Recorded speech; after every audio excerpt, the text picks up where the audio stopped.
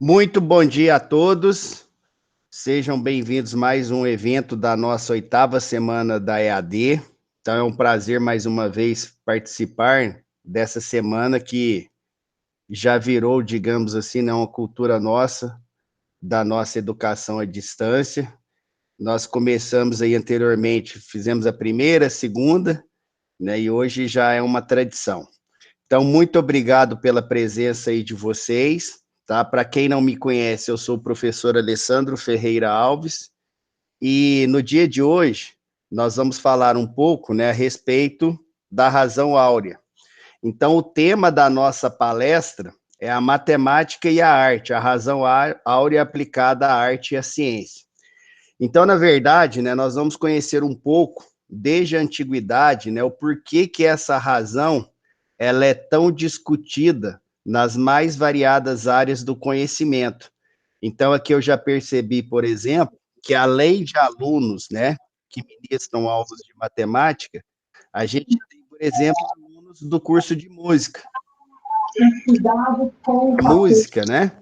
Qual é a relação que nós temos dessa razão áurea, né, com a música? Quando a gente fala da arte, quando a gente fala dos diversos do plano de saúde privado. Então, há uma série de estudos incipientes, embora nenhum desses estudos possua ainda dados suficientes, nem tempo suficiente para uma conclusão. microfone. Isso, beleza, obrigado. Então, nós vamos apresentar um pouco, né, dessa história envolvendo essa importante constante, o porquê que ela aparece na música, o porquê que ela aparece na arte em geral, o porquê que ela aparece na arquitetura. Então, o seu nome também tem muita relação com Leonardo da Vinci, com outros, né, pesquisadores da antiguidade. Então, nós vamos entender um pouco da história, né, da razão áurea e vamos mostrar algumas.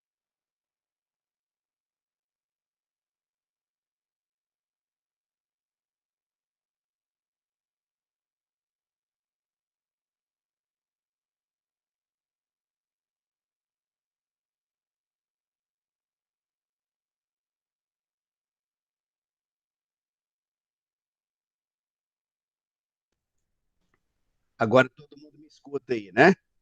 Então voltou aí, né? Bom, então a minha formação é em licenciatura em matemática pela Universidade Federal de Uberlândia. Depois eu fui fazer o mestrado na Unicamp em matemática aplicada e depois também eu fiz o meu doutorado também na Unicamp na parte de matemática aplicada e engenharia elétrica, tá? Já trabalho aqui no Grupo Unis em diversos cursos de graduação, pós-graduação, desde o ano de 2001. Então, ano que vem, atingiremos aí 20 anos de instituição. Atualmente, coordeno também os cursos de licenciatura em matemática e licenciatura em física da nossa modalidade à distância, e também já fui coordenador de outros cursos, né, da pós-graduação do UNES também. Além disso, a gente tem aí uma atuação em alguns projetos de consultoria, tá, na área de pesquisas de mercado, tabulação de dados, gestão financeira de empresas, alguns trabalhos também voltados para a parte de controle estatístico de processos. Atualmente também sou avaliador do INEP-MEC para autorização e reconhecimento de cursos de graduação na área de ciências exatas e também sou membro do mestrado, né, acadêmico em desenvolvimento regional da própria instituição do UNES. Então, para quem não me conhecia, um breve resumo. Então, vamos falar um pouquinho da razão áurea, tá? Então, a razão áurea é uma das constantes mais importantes, né, que a gente tem na matemática. E a gente vai entender o porquê que essa razão ela é tão famosa e quando a gente olha, né, algumas figuras, algumas imagens, alguns projetos, qual que é a relação que tem com essa terminologia que a gente chama de razão áurea, né? Então a gente começa uma frase, né, que foi até adaptada pela minha pessoa. A proporção áurea está em quase tudo, na natureza, na vida e em você. Será? Por que que a gente começa com esses dizeres? Porque, na verdade, quando se fala na razão áurea, a gente tem algumas imagens, né, algumas figuras que falam que nós temos essa proporção de ouro, mas, no fundo, quando nós vamos destrinchar um pouco sobre essa razão, a gente observa que nem sempre a gente consegue encontrar essa proporção de ouro, tá? Então, a razão áurea, ela é conhecida como sendo proporção áurea. Na verdade, essa nomenclatura proporção, a gente vai ver uma simples igualdade, que na matemática a gente chama de proporção, para que a gente consiga, né, definir exatamente o valor desse número. Número áureo, número de ouro, e lá na antiguidade, principalmente com relação ao Egito, o pessoal chamava de número sagrado. E aí a gente vai entender o porquê dessas nomenclaturas. Na verdade, quando se fala nesse número de ouro, número áureo, número sagrado, na verdade, entre aspas, esse valor, essa proporção, quer dizer alguma coisa relacionada à harmonia, aquela perfeita harmonia que a gente tem, uma elegância refinada, aquela perfeita simetria. Então, quando a gente olha para algumas figuras, projetos, quando a gente escuta o que nós chamamos de uma boa música, aquela música que soa bem aos nossos ouvidos, aquele projeto que quando você visualiza, de alguma forma você consegue visualizar, né, uma elegância, uma harmonia, uma simetria, então isso nos leva a pensar na razão áurea, tá? Então essa perfeita simetria a gente consegue observar em diversas figuras. Então aqui eu até coloco, né, umas figuras iniciais. Então, se vocês observarem, a gente tem aqui, né, um girassol que está presente aí na natureza. Quando você olha para o girassol, você percebe, né, claramente uma simetria, né? Então, será que essa descrição geométrica que a gente consegue perceber no girassol, será que isso tem a proporção áurea que a gente fala? Aqui também, né, tem um quadro, a gente vai ver um pouco, né, sobre a Última Ceia, que foi, né, pintado por Leonardo da Vinci lá entre os anos, né, de 1493 e 1498. Será que o quadro de Da Vinci, né, tinha essa proporção áurea? Trazendo um pouco mais para a nossa realidade, né, o novo Fusca, todo mundo já deve ter visto aí, né, um novo Fusca, né? Será que esse projeto arquitetônico, né, envolvendo, né, o novo Fusca, será que, entre aspas, tem a proporção áurea? Então, é isso que a gente vai começar a discutir. O que, na verdade, nós temos de, né, de fato, que tem essa proporção áurea? O que seria mito, né? Será que sempre quando se é dito que é uma simetria que é bem vista, será que necessariamente a gente vai encontrar essa proporção de ouro, essa razão áurea? É isso que a gente vai começar a identificar a partir de agora. Grosso modo, nós vamos perceber que diversas situações que nos remetem, né, ao fato de nós termos a questão da razão áurea, nós vamos perceber que isso é mentira. Na verdade, nós temos até mesmo, né, algumas famosas obras, como, por exemplo, nós já citamos anteriormente, Leonardo da Vinci, né? Na verdade, a gente não tem a questão da razão áurea. E aí a gente pode citar, né, a Mona Lisa, nós já falamos até mesmo com relação à Última Ceia, o homem vitruviano, a gente vai ver que, na verdade, né, essencialmente falando, não necessariamente a gente pode encontrar essa razão áurea. Então, é isso que a gente começa a discutir nas entrelinhas a partir de agora, ok? Bom, alguns números especiais, né? Por que esses números, né, sempre nos chamam a atenção? Não é novidade para ninguém, algumas, né, constantes dentro do contexto da matemática que são muito aplicadas no nosso dia a dia, aparece aí com, digamos assim, né, uma posição de destaque. Não poderíamos, né, deixar de citar, por exemplo, o número 0, o número 1, o número 2, que na verdade, né, é o único número par primo que a gente tem, o número 1, que nos remete, né, àquela questão, né, do elemento neutro, quando a gente fala em multiplicação de números. Da mesma forma, não poderíamos nos esquecer do número 0, que é aquela quantidade neutra que a gente tem na adição dos números. Por outro lado, né, a gente tem outras 3 constantes que são muito famosas no nosso contexto prático do dia a dia. Dentre esses números, a gente cita a razão áurea, que a gente vai entender e nós vamos descrever que o seu valor é aproximadamente 1,618. Nós temos a constante, que é o número π, que também é muito famoso, e a gente tem também o número de Euler, né, que é a constante, o número e, que inclusive, né, vocês estão assistindo muito aí a questão envolvendo a pandemia, né, quando se fala nos modelos, né, para descrever essa pandemia, crescimento geométrico, né, o crescimento exponencial, a gente tem aí o aparecimento do número e, exatamente para explicar tais modelos. Então, ele é um elemento chave nesses modelos. A nossa discussão vai se basear exatamente nesse número, né, de ouro, nesse número sagrado, que a gente vai definir como sendo, né, aproximadamente o seu valor 1,618. E a gente vai entender o porquê disso. A partir do momento que nós descrevermos, né, essa questão envolvendo o seu valor, a gente vai entender, então, olhando para essas situações que eu coloquei até mesmo anteriormente, nós vamos observar quando eu tenho realmente a razão áurea, quando eu não tenho realmente a razão áurea.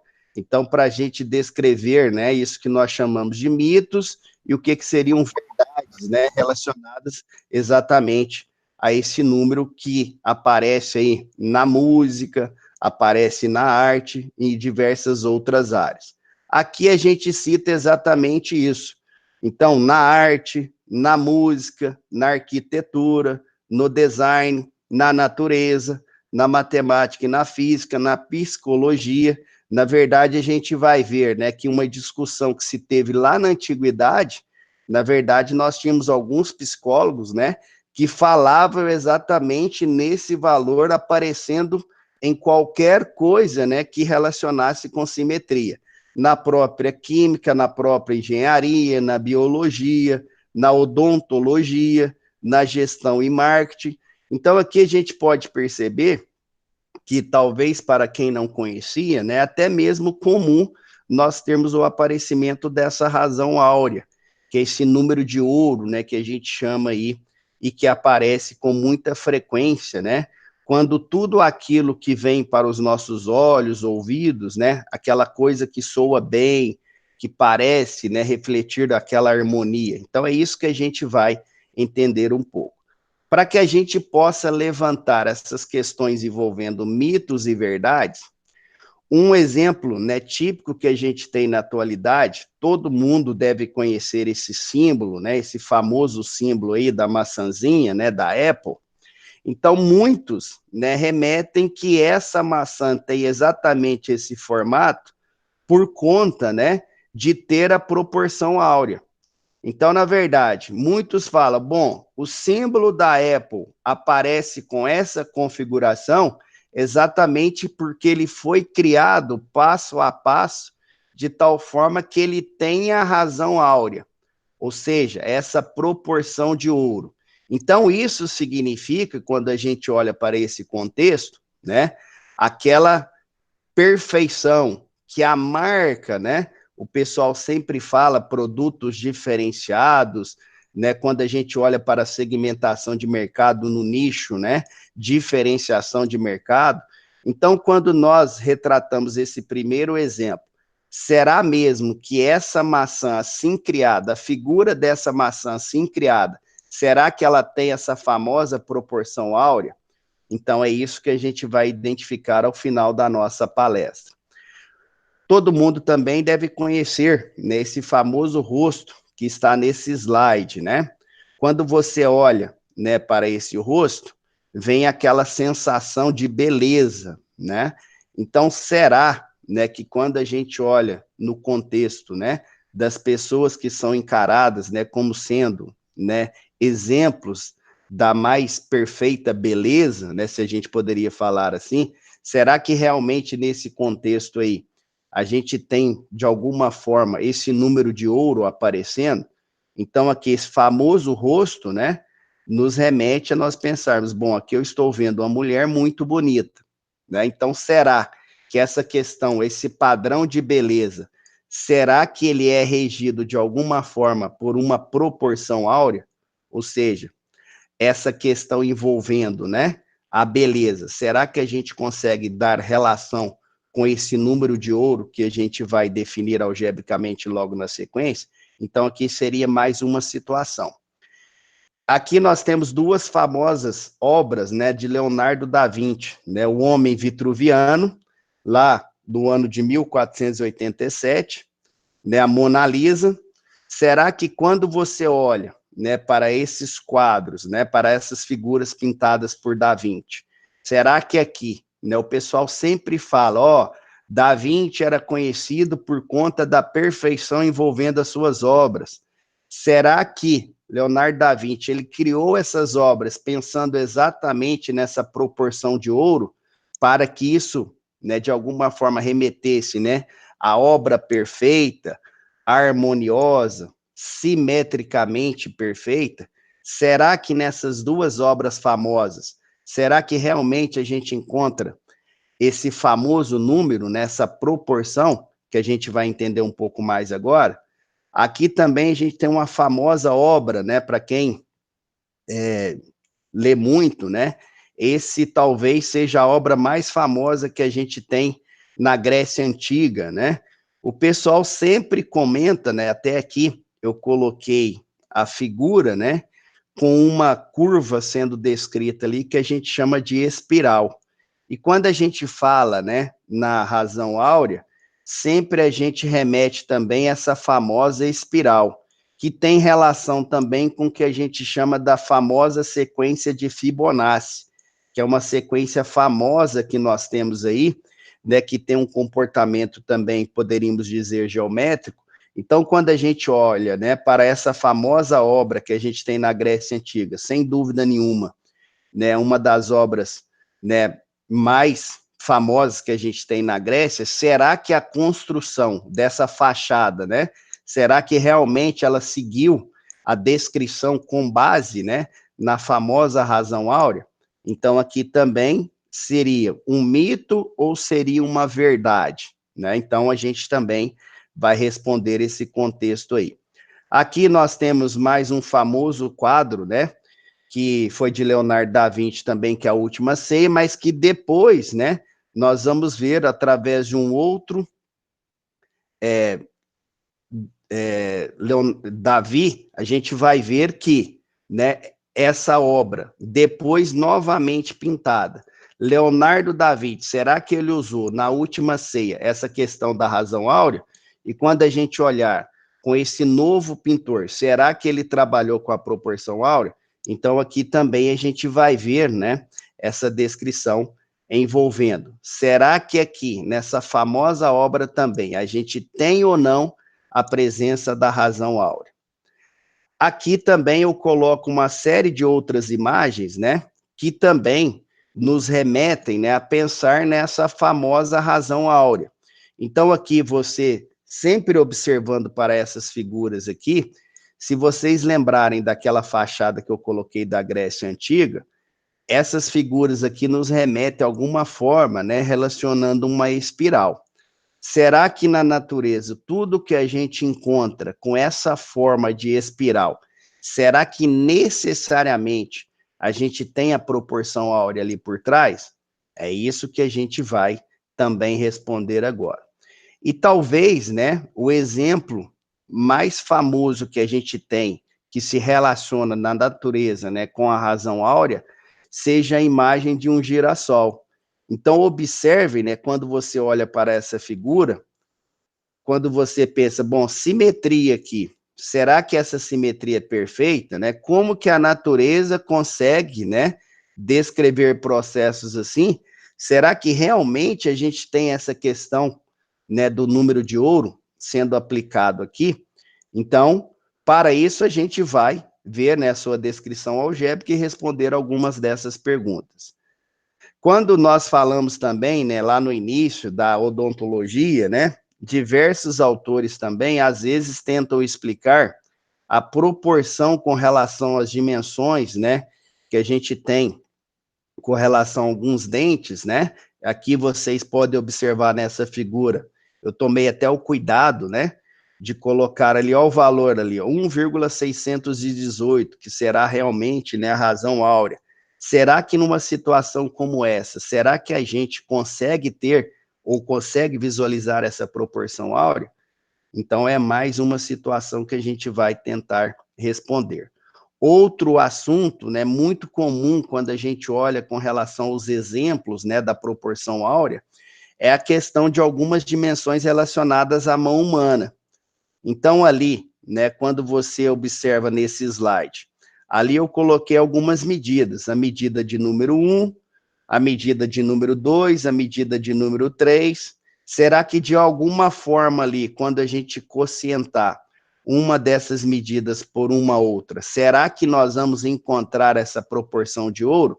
Também é uma situação, né, que muitos autores, né, sempre relacionam também com a famosa razão áurea. Aqui a gente tem uma outra figura, né, envolvendo também, né, uma imagem que o pessoal sempre fala também, né, com relação a essa proporção de ouro. Então, observe que qualquer uma das situações que eu coloquei anteriormente, sempre, para os nossos olhos, remete a alguma coisa de você visualizar simetria. Agora, será que quando a gente fala na razão áurea, né, quando a gente fala em perfeita simetria, perfeita harmonia, aquela elegância, será que realmente nós temos, né, o exato valor para essa proporção áurea, onde a gente poderia chamar, né, aquelas mensurações como sendo realmente perfeitas? Então, todas essas imagens nos remetem exatamente à razão áurea. Então, nós vamos agora, né, pontuar como que surge o valor desse número de ouro, e depois nós vamos explicar alguns desses cases, né, que a gente colocou anteriormente, para que a gente possa, né, responder quando eu tenho e quando eu não tenho, né, realmente falando a razão áurea. Então, do inglês, né, o raio de ouro, né, the golden right, né, de divina proporcione, divina proporção, número áureo, número de ouro, proporção áurea, todas essas nomenclaturas são traduzidas para a descrição desse famoso número. Então, proporção vem de uma igualdade entre duas frações, entre dois quocientes. Então, esse número ele já era estudado bem lá na antiguidade. Então, nós temos, né, relatos na literatura, né, na história da matemática, na história da astronomia, na história em geral, né, das artes, a gente tem até o nome, né, a razão áurea, sendo relacionada com Euclides, que talvez foi um dos maiores, né, matemáticos precursores que a gente tem aí em toda a matemática que a gente conhece hoje e é aplicada nas mais variadas áreas do conhecimento. Então, quando a gente fala, por exemplo, na famosa geometria, né, a geometria que a gente conhece aí do nosso dia a dia, essa geometria vem de Euclides, da sua famosa obra, né, Os Elementos. Então, quando se fala da razão áurea, né, com relação ao nome de Euclides, a gente poderia pensar em algumas figuras, né, de ouro. Então, será que nós temos, né, um retângulo de ouro? Será que eu poderia ter um triângulo de ouro? Então, desde a antiguidade, a gente já tem essa discussão envolvendo esse número, né? Esse número de ouro.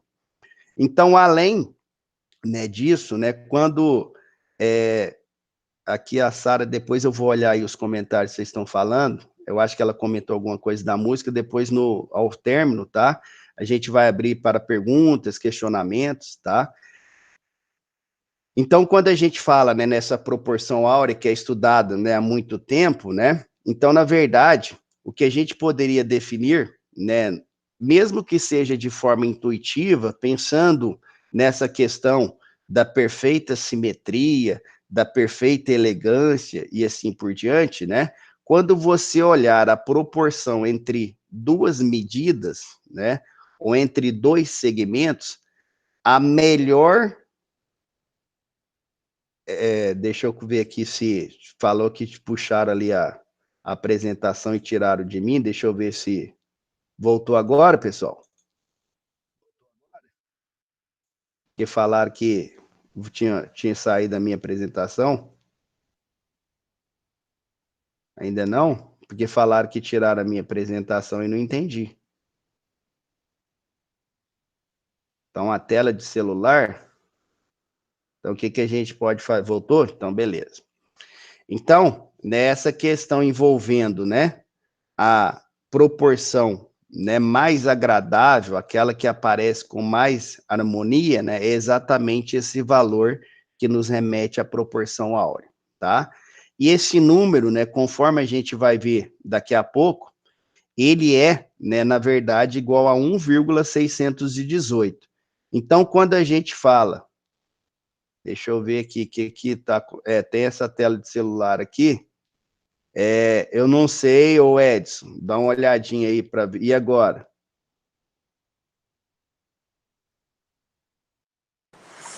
Bom dia, Alessandro. A Josilane está compartilhando a tela dela. Tem que pedir para ela descompartilhar. Eu não vi quem que era. Josilane, por favor, você poderia tirar a tela do seu celular? Tá com a tela dela mesmo. Josilane, você poderia... Ou será que seus... tá ali ainda mesmo. Eu vou interromper o compartilhamento aqui e vou colocar de novo. Vamos ver. Agora deu? Apareceu de novo? Deu certo. Deu certinho agora. Então, essa proporção que a gente fala de proporção áurea, né? É como se nós pensássemos na divisão 1,618 para cada unidade 1, tá? Bom, esse número, né, ele foi padronizado como sendo escrito pela letra grega, né, pela letra φ, tá? Que tem essa representação aqui, que na verdade, né, é a 21ª letra do alfabeto grego, tá? E quando a gente olha lá para o sistema de numeração, né, grego, essa letra, né, representa o valor 500. É interessante também, né, nós pontuarmos que lá no Egito, né, quando a gente olha lá para os egípcios, né, eles criavam, né, vários túmulos, né, com a questão de pensar exatamente na proporção áurea. E por conta disso, né, que esse número também, lá na antiguidade, ele era chamado de número sagrado. E a gente vai entender um pouquinho, porque eu coloco isso aqui logo na sequência. Então, por que que eles pensavam na criação de templos, de túmulos, de sepulcros, né? Por que que eles pensavam, né, em trabalhar exatamente com essa questão daquelas medidas, né, sendo descritas por proporções? Por que que essas medidas deveriam seguir nessa proporção áurea? Porque, na verdade, eles pensavam o seguinte: se de repente eles fugissem, né, daquela medida envolvendo a proporção áurea, o que iria acontecer? Aquela pessoa que estava sendo enterrada ali, a sua alma, né, ela não seria, né, incorporada pelos deuses. Então, de repente, essa alma não chegaria, né, ao seu destino, que era o destino, né, do descanso e assim por diante. Então, olha para você ver, até mesmo uma questão de cunho religioso, né, o pessoal usava, não, a gente tem que criar esse túmulo, esse sepulcro, a gente tem que pensar nessa razão áurea exatamente por conta, né, dessa questão, porque se a gente não faz com base nessa simetria perfeita, o que pode acontecer? Né, a alma do falecido, então, não chegaria aí ao seu destino. Então, a gente tem mesmo, né, e por trás uma questão cultural também. Um outro ponto importante, antes de nós definirmos, né, fundamentalmente a razão áurea, é que, na verdade, essa descrição, essas nomenclaturas que a gente conhece pela razão áurea, pelo número de ouro, na verdade, ela se iniciou com uma espécie de confusão, né, entre alguns pesquisadores da época, tá? Então, por exemplo, né, Luca Pacioli, na verdade, ele acreditava em algo relacionado a proporções, não diríamos aí já nesse presente momento como sendo perfeita, e também ele não acreditava, né, que algumas questões relacionadas, né, a projetos arquitetônicos, aquela questão das medidas, né, precisas, né? Ele não acreditava nessa descrição da proporção áurea desse número de ouro em projetos, seja relacionados à arte ou arquitetura, porém ele já, né, de alguma forma propunha algum sistema envolvendo algo muito similar a essa proporção áurea. E a partir dessa descrição inicial, né, de Luca Pacioli, né, que nós vamos chegar a essas nomenclaturas que a gente consegue, né, visualizar nos dias de hoje. Outro ponto importante, a partir dessa discussão inicial de Luca Pacioli, né, que surgiu então a referência, né, da razão áurea com as obras de Leonardo da Vinci, tá? Então, aquela questão daquelas obras famosas, Mona Lisa, o Homem Vitruviano, a questão da Última Ceia, né? Então, a relação de nós falarmos, né, da proporção áurea para essas obras famosas de Leonardo da Vinci se deu exatamente com essa ideia inicial da estética, né, baseada na proporção áurea descrita por Luca Pacioli, tá? Mas foi, né, com Adolf Zengs, né, que essa proporção ganhou mais fama, que ela começou a ser realmente associada, né, a diversas estruturas, né, formas e proporções. Então, a partir de Adolf, né, que, por exemplo, também a gente começou a visualizar, eles começaram a estudar essa descrição das medidas no corpo humano. Daí também aquela questão de nós relacionarmos, né, com o Homem Vitruviano de Leonardo da Vinci, tá? E a partir, né, do século XIX aí, a gente teve, então, nessa descrição com relação a mitos e verdades, né, que é o que a gente vai pontuar daqui a pouco, tá? Às vezes, né, eu não tinha colocado lá anteriormente, né, por conta, né, dessas ideias iniciais, essa descrição pela letra Φ do alfabeto grego, né, se deu exatamente a Fideias, tá, que teria, né, utilizado dessa proporção exatamente para, né, criar, né, para construir aquela fachada que a gente colocou, né, que é a famosa fachada do Partenon, né, que está lá na Grécia Antiga, tá? Bom, então agora a gente define o que é a proporção áurea e depois a gente responde alguns mitos e verdades. Então, de uma forma bastante simples, né, esse número de ouro ele é definido. Então, para a gente entender como que nós vamos definir esse número de ouro, vamos observar esse segmento.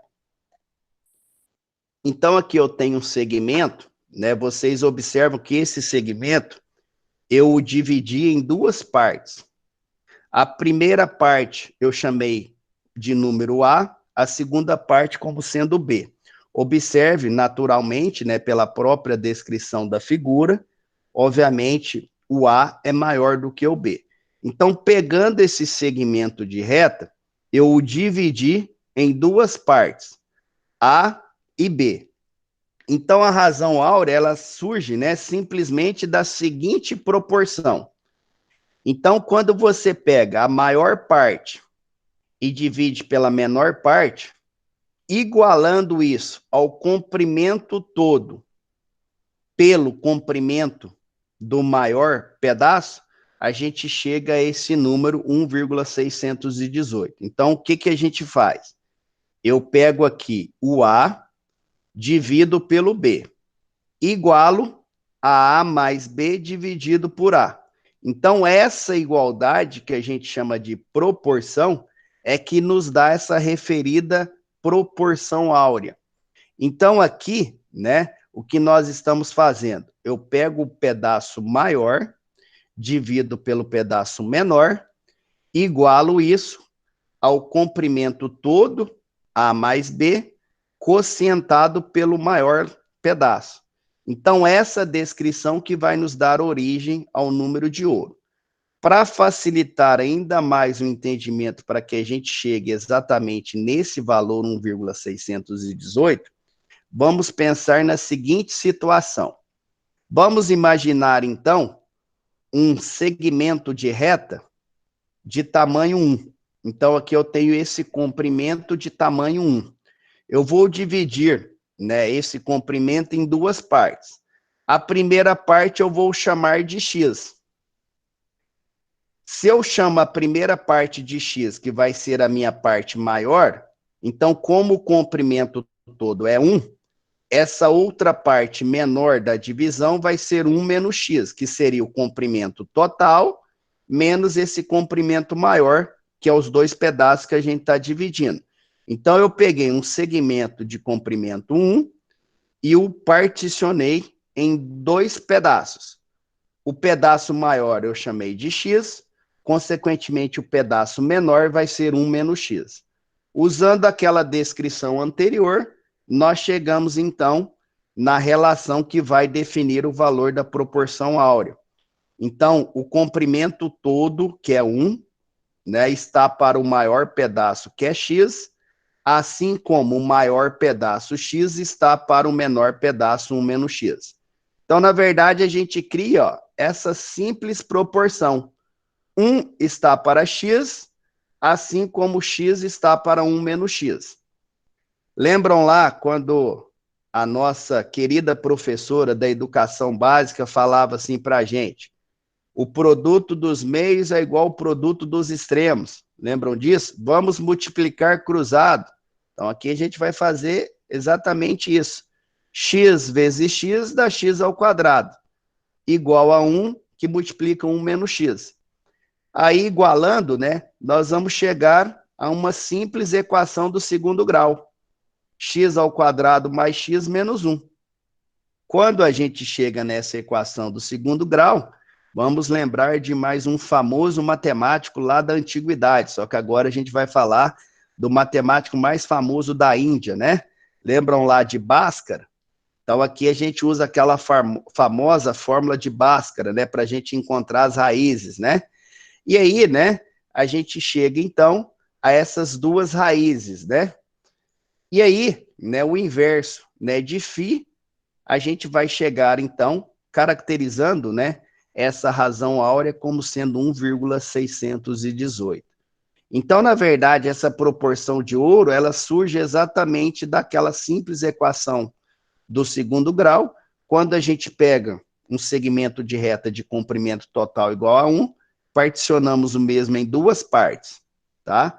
E aí, com a partição dessas duas partes, montando a proporção, a gente chega, então, exatamente, né, ao valor dessa proporção áurea. Então, o número de ouro, né, é o número que vale aproximadamente 1,618, tá? Então, essa é, né, esse seria, né, o valor para essa famosa proporção áurea, esse número de ouro, né, que a gente fala. Então, quando você diz proporção áurea, você vai pensar na proporção 1,618 para cada unidade 1. Então, essa que é a proporção de ouro que a gente fala. Então, agora a gente define, né, a gente caracteriza aí algumas daquelas situações que nós colocamos anteriormente, né, para a gente, então, responder a razão áurea, onde nós temos e onde nós não temos, né? O que seria algumas verdades, né? O que seria alguns mitos, né, que a gente tem relacionando exatamente a razão áurea. A primeira situação que a gente coloca, né, onde nós temos a razão áurea, é exatamente na música, tá? Então, a razão áurea, ela está, sim, presente, né, em algumas situações relacionadas, né, à harmonização das disposições de elementos melódicos, né, que são, digamos assim, células fundamentais para que a gente crie, né, aquelas músicas que soam mais facilmente, né, aos nossos ouvidos. Por isso, né, que culturalmente falando, né, o pessoal sempre comenta, né, a respeito daquelas músicas clássicas, né, que soam bem aos nossos ouvidos. Por quê? Porque cada vez mais aquelas letras, né, elas estão se aproximando dessa proporção de ouro.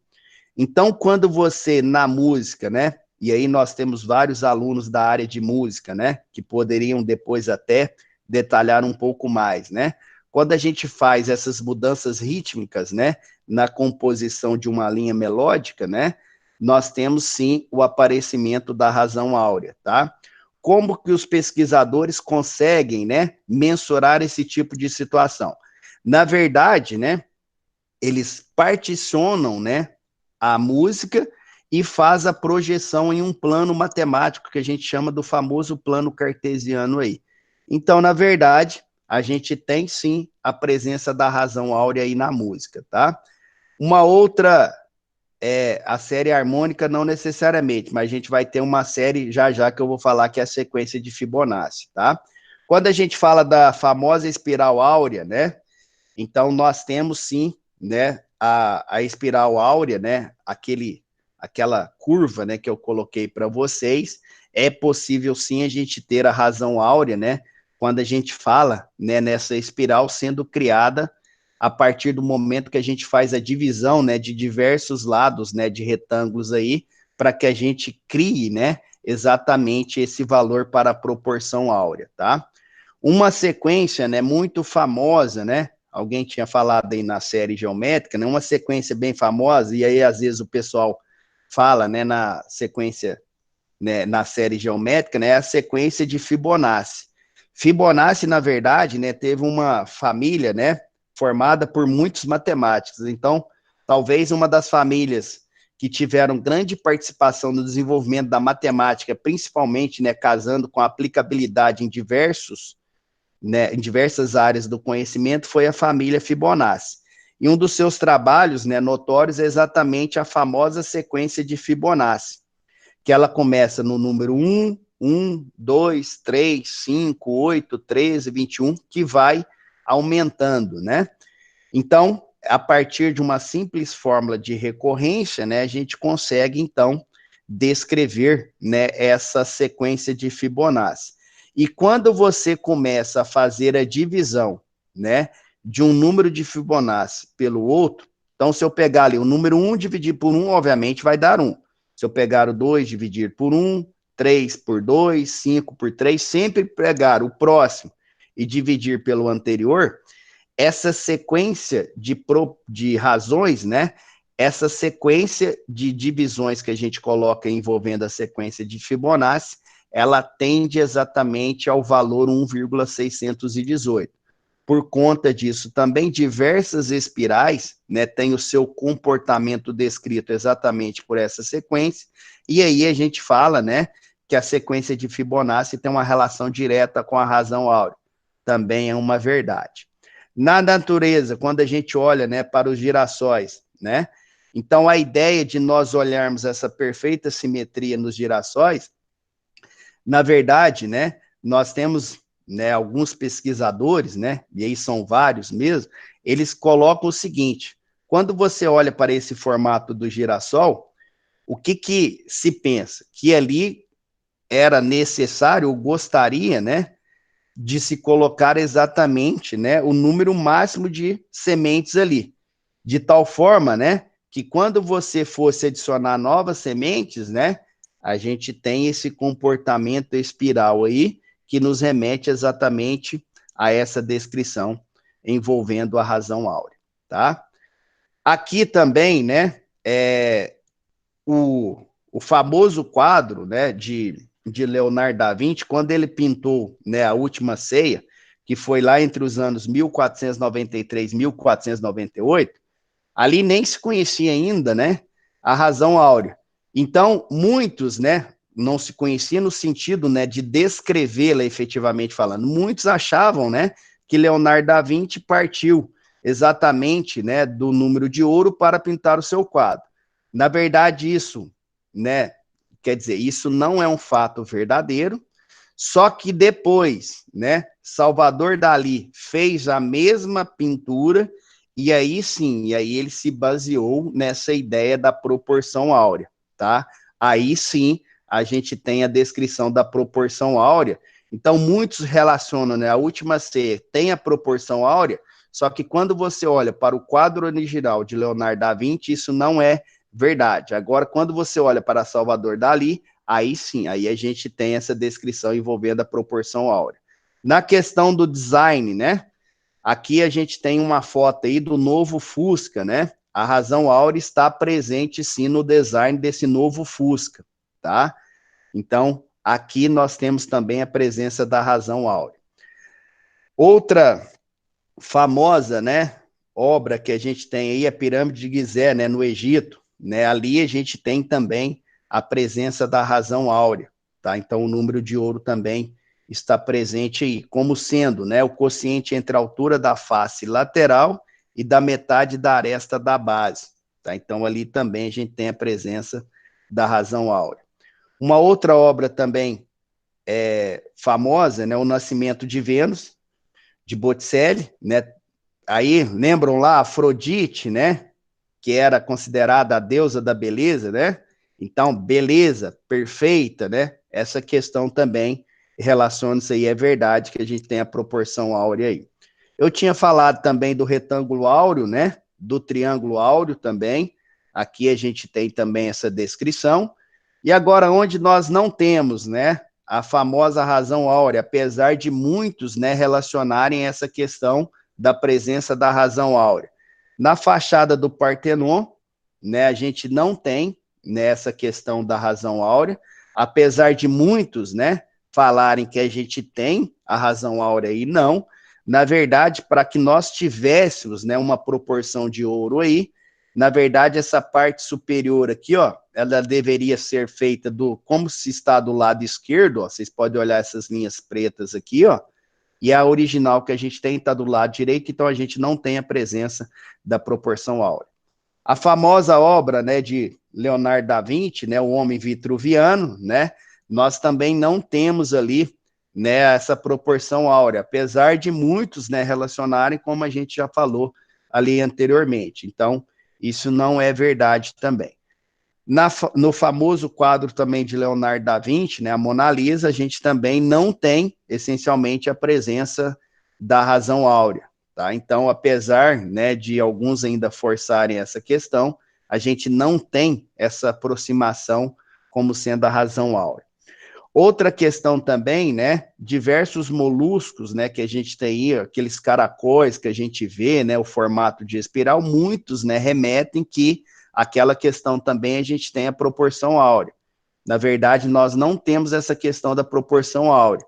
Na verdade, nós temos, né, uma espécie de espiral que se baseia nos logaritmos, né, em um conceito matemático que a gente tem, mas isso não necessariamente nos remete à questão, né, da razão áurea. A questão também, né, de espirais logarítmicas, né, que aparece, né, com relação às galáxias, né, o pessoal usa muito, né, alguns modelos, a questão de buracos negros, né, na física a gente tem muito, né, alguns modelos sendo, né, descritos de forma, né, com base nos logaritmos, né, nas exponenciais, mas não necessariamente a gente tem aí a presença da razão áurea. Na questão da Apple, né, a famosa maçãzinha da Apple, né, ela não segue a razão áurea, ela não segue a proporção áurea, tá? Então, aqui nós temos a figura, né, do que realmente é, né, e o que deveria ser, né, essa imagem para que a gente tivesse a razão áurea, tá? Então, aqui eu vou deixar depois esse material para vocês, eu coloquei aqui também sugestão de vídeo, algumas referências, né, que a gente se baseou aí, inclusive, né, da nossa própria dissertação de mestrado, que a gente falou um pouquinho também. Então, tem várias referências aqui que vocês depois podem pesquisar, e esse material será disponibilizado para vocês. E agora a gente pode abrir aí para considerações, para perguntas, alguma colocação. Eu fico à disposição agora. Professor, bom dia. Aqui é o Dr. Edson. Bom Queria dia. agradecer aí pela apresentação, conteúdo muito interessante aí pra gente. O Pato Donald, na verdade, está errado também, tá? Oi? Alguém falou do Pato Donald, né, na questão aí do Pato Donald também, né, no país da matemática está errado. Na verdade, a gente tem que tomar um cuidado, né? Na verdade, a gente não segue a proporção áurea nessa questão, tá? O Michel tá... Oi, pode falar, Edson. Uma pergunta aqui do Vladimir. Vou até perguntar aqui para ele se eu estiver errado. Se ele quiser, a gente abre o áudio para ele. Beleza. Eu creio que seja sobre a sequência de Fibonacci. Ele está perguntando aqui, a escada do Vaticano também seria um exemplo? O pessoal também, né? Essa é mais uma ideia que o pessoal coloca relacionando, né, a questão da razão áurea. Que a gente tem que lembrar lá que a escada do Vaticano, ela segue essa sequência de Fibonacci, e quando a gente olha para a sequência, né, sempre lembrando, eu pego o sucessor, divido pelo anterior, e quando eu olho para essa sequência de divisões, ela tende à razão áurea. Por isso que sempre a gente fala, né, que a sequência ela tem essa ideia da razão áurea. A escada do Vaticano ela segue sim a sequência de Fibonacci. É um outro exemplo, sim. Alexandre de Paula Marcondes está perguntando aqui: série harmônica é fundamentada em razão da áurea? Não, a série harmônica ela não é fundamentada na questão da razão áurea, tá? A série harmônica, né, que é a famosa série formada por termos, né, onde o termo geral é 1 sobre n, né? Obviamente o n diferente de zero. Você vai fazendo os quocientes, né? Vai ter momento que você vai se, né, digamos assim, a 1/2, 1/3, 1/4, 1/5, 1/6 e assim por diante. Mas isso, ela não é fundamentada na proporção áurea. Tem que o Magno de Souza Braz. A sequência é a mesma utilizada nas projeções no mercado de ações? Essa é uma pergunta interessante. Quem que fez a pergunta? Deixa eu ver aqui. É Magno de Souza Braz. Magno, tudo bem? É uma boa pergunta, né? O que a gente não pode confundir é igual nós estamos vivendo agora essa questão da pandemia. Então, quando você fala, né? Eu tenho um modelo geométrico, a pandemia ela cresce da seguinte forma: uma pessoa pode transmitir para 3. Depois, essas 3 pessoas, cada uma delas pode transmitir para 3, e assim por diante. Então, nós vamos ter aí um comportamento geométrico. Quando a gente olha para o mercado financeiro, o que, que a gente observa, né?